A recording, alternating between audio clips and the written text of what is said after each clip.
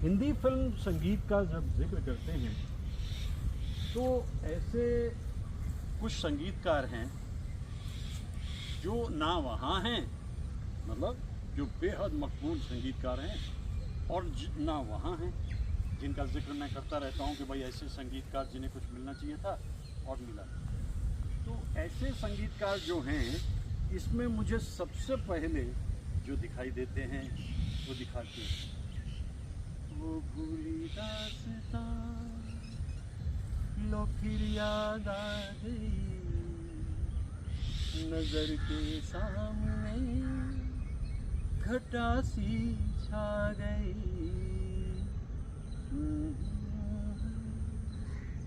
मदन मोहन जी। मदन मोहन जी एक ऐसे संगीतकार हैं जिन्हें अपने जीवन में कोई बहुत बड़ा बैनर तो नहीं मिला, क्योंकि बड़े बड़े बैनर होते थे उस ज़माने में जो फिल्म बनाते थे, लेकिन छोटे छोटे बैनर में जो संगीत मदन मोहन जी देते थे वो भी अमर हो जाता, अपने ढंग का अनोखा बन जाता था। मैं तो तुम संग नैन मिला कर हार गई सजना। ताज्जुब ये कि इतना खूबसूरत संगीत बनाया अल्लाह की जागले के फिर हंसी रात हो। लेकिन फिल्म फेयर अवार्ड कभी मदन मोहन जी के हिस्से में नहीं है। इतना ज़रूर हुआ कि इस बात का शिकवा भी रहता था मदन मोहन जी को, और आखिर में जाकर एक नेशनल अवार्ड उन्हें फिल्म दस्तक के लिए मिला, क्योंकि दस्तक के जो गीत उन्होंने बनाए थे वो बड़े गहरे थे। हम हैं मताए पूछा बाजार की तरह, तुम ऐसे खूबसूरत गीतों को मैं सुनता हूँ तो मैं सुनता रह जाता हूँ। मायरी मैं कैसे कहूँ अपने जिया की। बैठने वाले रुकने वाले इंसान वो थे नहीं। लेटर स्टेज तक आते आते फिल्म लैला मजनू, जो कि एक बड़ा बैनर था, वो मदन जी को ज़रूर मिला। उसमें गीत भी उन्होंने खूबसूरत बनाए, बस जल्दी ही मदन जी दुनिया से रुखसत हो गए। 52 बरस की उम्र में उनका रुखसत हो जाना दुखदाई है। रस्मे उल्फत को निभाए तो निभाए कैसे। लोगों ने कहते हैं कि वो गज़लों के बादशाह थे। मैं इस टाइटल को ज़्यादा पसंद नहीं करता। बादशाह कभी गज़ल बनाते हैं क्या? आपने किसी बादशाह को गज़ल के अंदर अपने सुरों को पिरोते हुए सुनाया गया? ऐसा कुछ नहीं होता। ये बनाए हुए लफ्ज़ होते हैं। वो सुर साधक थे और डीपली कमिटेड इंसान। जो भी म्यूज़िक वो करते थे, तुम जो मिल गए हो। रफ़ी साहब की ज़िंदगी में दौर ऐसा आया ज़रा छाँव में चला गया उनका करियर, क्योंकि किशोर नाम की सुनामी आ चुकी थी। लेकिन यहाँ भी ये गीत जो बनाया, और इसी में लता जी बेताब दिल की तमन्ना यही है। ऐसे सुंदर, ऐसे मधुर, ऐसे दर्दीले गीत बना देते थे मदन जी। तो ये जो संगीतकार हमारे हैं मदन जी, ये उस श्रेणी में इनको रखता हूँ कि हाईली टैलेंटेड, लेकिन कभी आसमान नहीं, और अपनी धुन में चुपचाप काम करते रहते थे। और दिल ढूंढता, जब गुलजार साहब ने ये गीत उन्हें दिया तो इसकी 8 धुनें बना करके दे दी कि लो भाई जो ठीक रहेगा। Highly talented. घनश्याम और सूरी इनके असिस्टेंट थे, और वो दोनों के दोनों ने मदन मोहन जी की हर बारीकी को समझते। दूसरे संगीतकार जो इसके बाद मुझे दिखाई देते हैं अंडररेटेड, खयाम साहब। रहने को घर नहीं है सारा जहां हमारा, वो सुबह कभी तो आएगी। लेकिन वो कहने लगे कि यार आसमां पे है खुदा और ज़मीन पे हम, आज कल वो इस तरफ देखता है, क्योंकि उसकी निगाह खुदा की भी ज़रा ऊपर ही अटक के रह जाती है, ज़रा नीचे तक आती नहीं है। लेकिन थोड़ी बहुत ही दृष्टि पड़ती है, तभी हम लोगों जैसी ज़िंदगी चल भी रही है, वरना तो सब वहीं का रह गया है सिलसिला। अब इस दुनिया में पैसे वालों की जमात हर युग में टॉप पे रही है, और आज हमेशा से। ज़्यादा की फ़र्क पैदा है। This is their life, they know it better. तो ख़याम साहब, लेकिन बाद में जाके जब उनको कभी कभी का संगीत दिया यश चोपड़ा ने, मैं पल दो पल का शायर हूँ, कभी कभी मेरे अच्छा, इसी तरह के जो संगीतकार हैं, उन संगीतकारों में जैसे मैंने कहा कि ख़याम साहब की धुनें बेहतरीन होती थी और गीत भी उनके रह जाते थे, चाहे वो फिल्म छोटी है, हल्की है, जैसी भी है। उन गीतों को जब गाया जाता था, लता जी गाती थी ज़्यादातर, लेकिन उनको एक बड़ी फिल्म जो मिली थी, ऐ दिले नादां, ऐ दिले नादां, आरज़ू क्या है, जुस्तजू क्या है, ये लता जी ने तो गाया जिस रूप में, लेकिन ख़याम साहब ने जो इसका म्यूज़िक दिया है वो अद्भुत और अनोखा है। इसी दौर में और संगीतकारों का जब जिक्र करता हूँ मैं, तो मुझे सलील चौधरी साहब भी यहीं दिखाई देते हैं।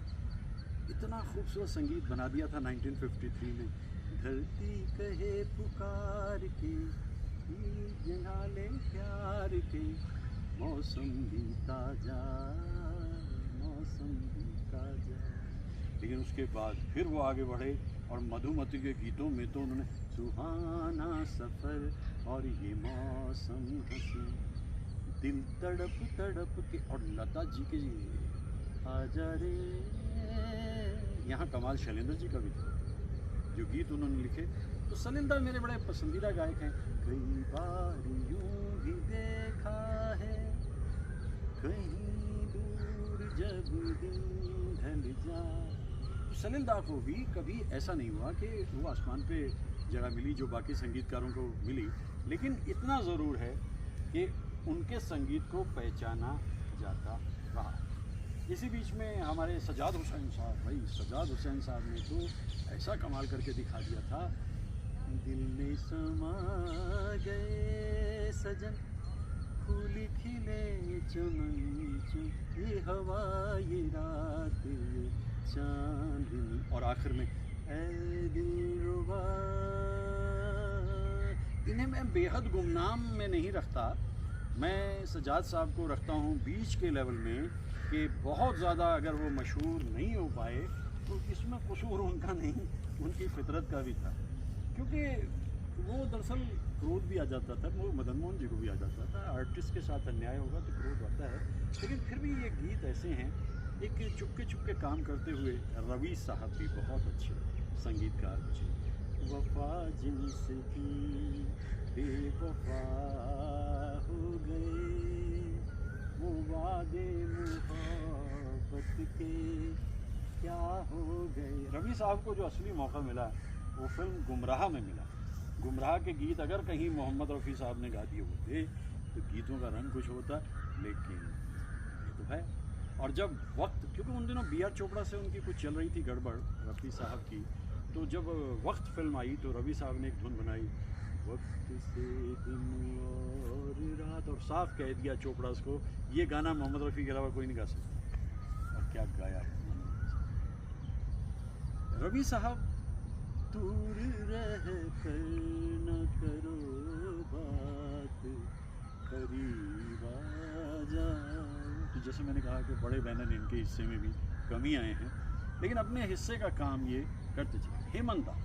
हेमंत कुमार बेसिकली संगीतकार थे, लेकिन गाते भी बड़ा खूबसूरत थे और बंगाल से आए थे, तो बंगाल की जो मिट्टी है उसकी खुशबू, जब वो गाते थे ये रात ये चांदनी फिर कहाँ। लेकिन अगर मैं उनके संगीत की बात करूं, कहीं भी चले कहीं दिल, ये लता जी ने जिस अंदाज में इस गीत को गाया है, वो क्या करते थे कि लिमिटेड ऑर्केस्ट्रा लेते हुए हेमंत फोक म्यूज़िक पे ज़्यादा जोर देते, और रफ़ी साहब भी उनके गीतों को जब गाते थे, जाने कहाँ देखा है, कहाँ देखा है, ज़्यादातर उनके गीत जो होते थे वो खुद गाते थे, लेकिन जहाँ उन्हें हीरो की ये ज़रूरत थी, उनकी आवाज़ इतनी, वरना शुरू में आप देखिए ना कि सफ़र में है ये बंजारा, उन्होंने क्या किया, उन्होंने तो दरअसल एस डी बर्मन के लिए भी गाया, उन्होंने कल्याण जी आनंद जी के लिए भी गाया,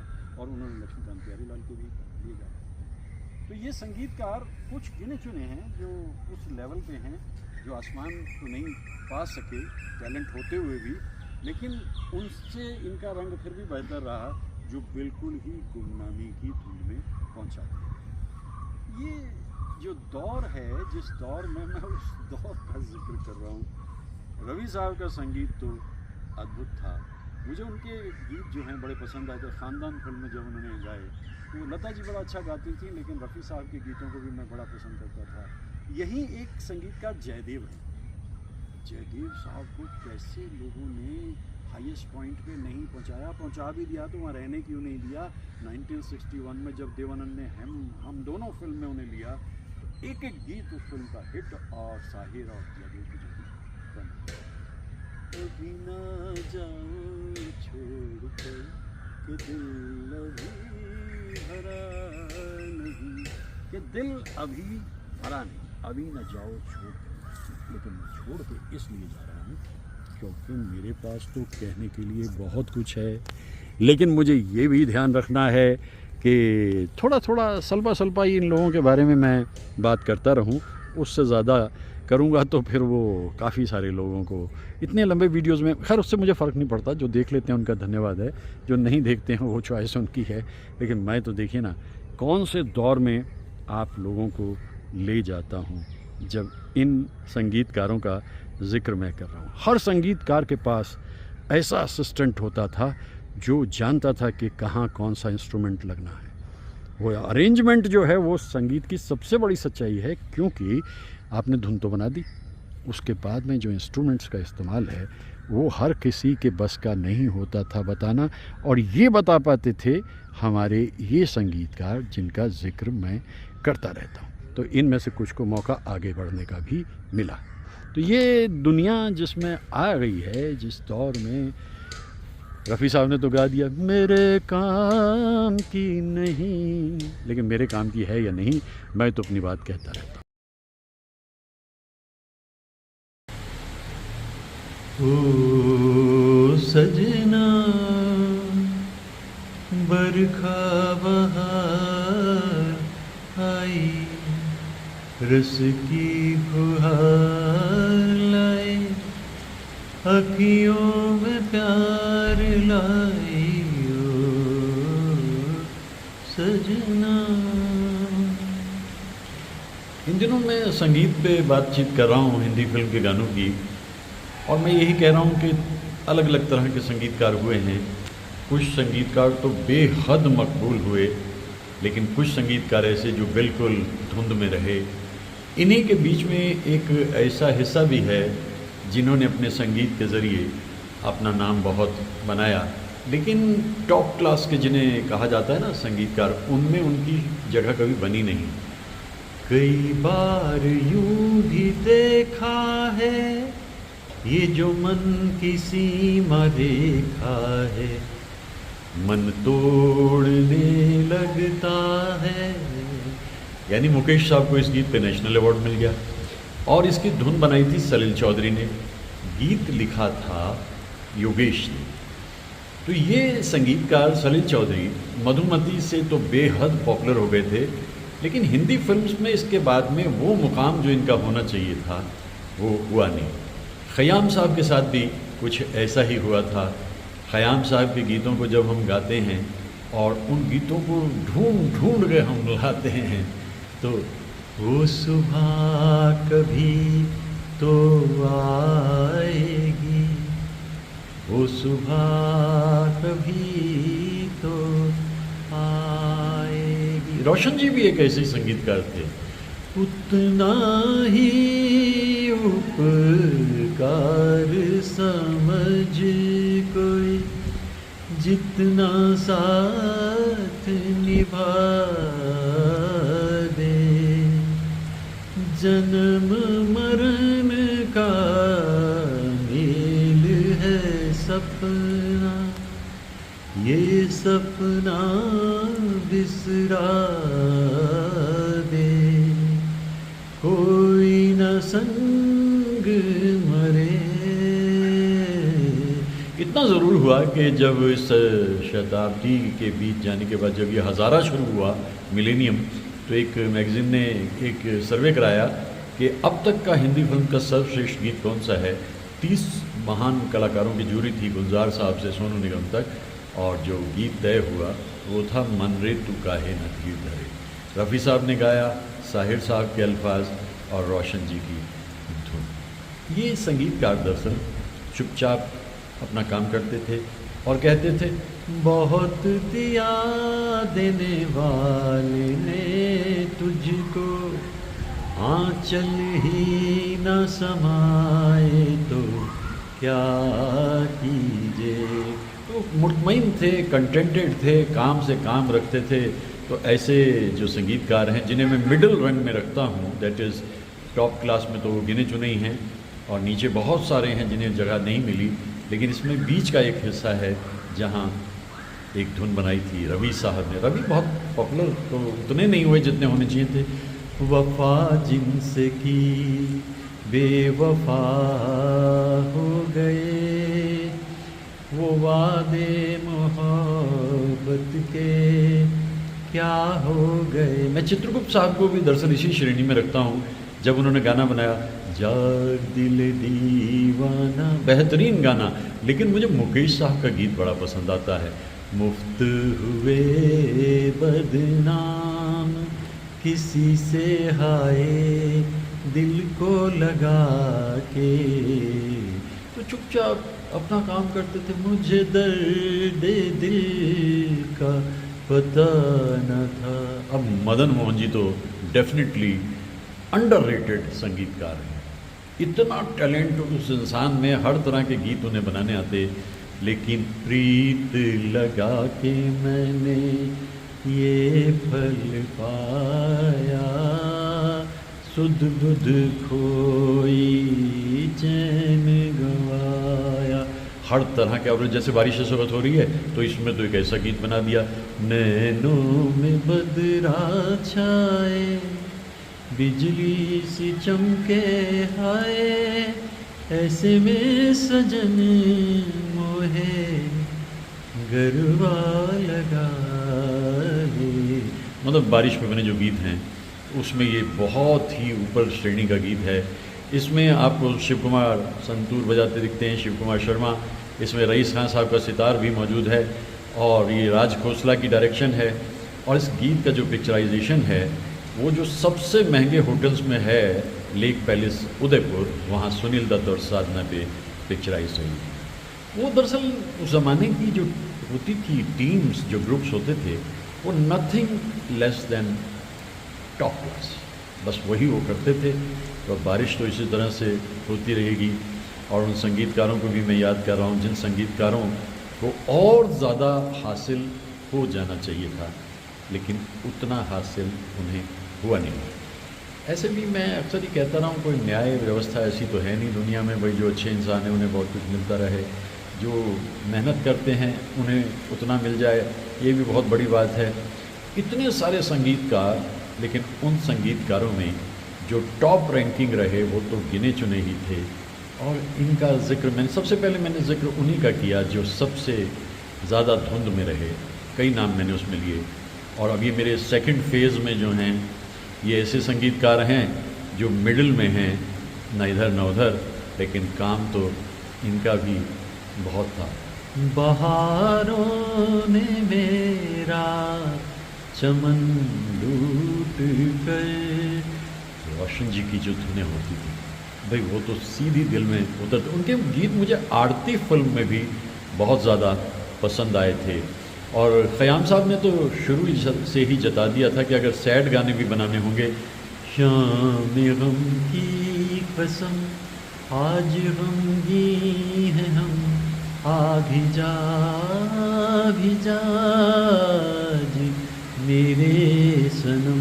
तो ये मैं दूसरे पार्ट में अपने, आज इत्तफाकन ये बारिश भी हो गई तो मुझे बड़ी खुशी है कि मैं गरजत बरसत सावन गायो रे।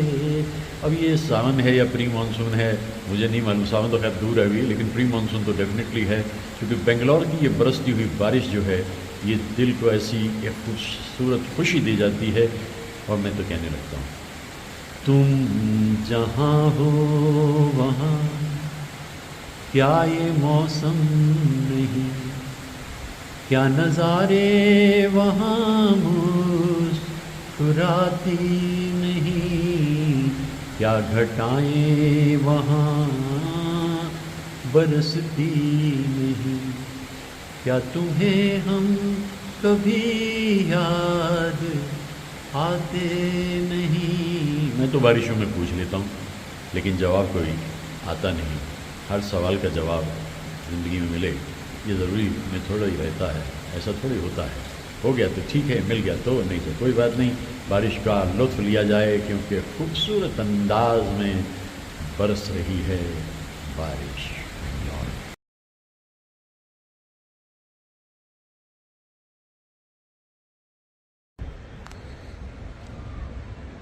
मैं ज़िंदगी के बारे में जो समझ पाया हूँ, it's a journey in experimentation. तजुर्बे करते रहो, जो ठीक लगे उन्हें रख लो और जो ठीक ना लगे उन्हें जाने दो। तो ये मिलेनियम अभी शुरू ही हुआ था। मैंने एक मैगज़ीन में देखा कि वो मैगज़ीन जो है उसने एक सर्वे किया और उस सर्वे के मुताबिक 30 उसमें जजेस बनाए गए, जूरी बनाई गई, जिसमें गुलजार साहब से लेकर और सोनू निगम तक कितने बड़े बड़े कलाकार मौजूद थे जूरी में। उन्हें तय ये करना था कि सॉन्ग ऑफ द सेंचुरी कौन सा, अब तक जितने गाने बने हैं उसमें सर्वश्रेष्ठ गीत कौन सा है। मुश्किल काम था, हज़ारों गाने बने हैं और काम शुरू हुआ। आखिर में जिस दिन रिज़ल्ट निकला तो उस रिज़ल्ट में कहा गया कि इस बार जो हमारे मन में समझ आया है वो गीत एक अलग ही तरह का गीत है। उतना ही उपकार समझ को जितना साथ निभा दे, जन्म मरण का मेल है सपना, ये सपना बिसरा दे, कोई न संग मरे, तू क्या है नदी करे,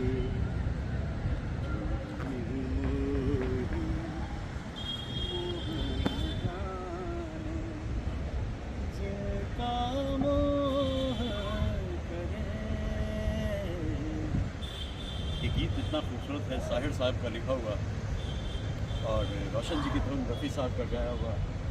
इस जीवन की चढ़ती ढलती उसको किसने बांधा, रंग पे किसने पहरे डाले, रूप को किसने बांधा, काहे ये जतन करे मन रे, तू काहे ये फिल्म भी अपने ढंग में अनोखी फिल्म थी और ये आवाज़ सुनते ही परिंदे इन पटाखों से डर जाते हैं, फिर ये पूरा राउंड लगा करके वापस आते हैं और फिर आकर के अपने बसेरे पे बैठ जाते हैं। बस वो डर जो उनका है बस थोड़ी देर का डर होता है। तो सच बात ये कि मन रहे तू काहे न भीड़ करे, वो निर्मोही मोह न जाने जिनका मोह करे।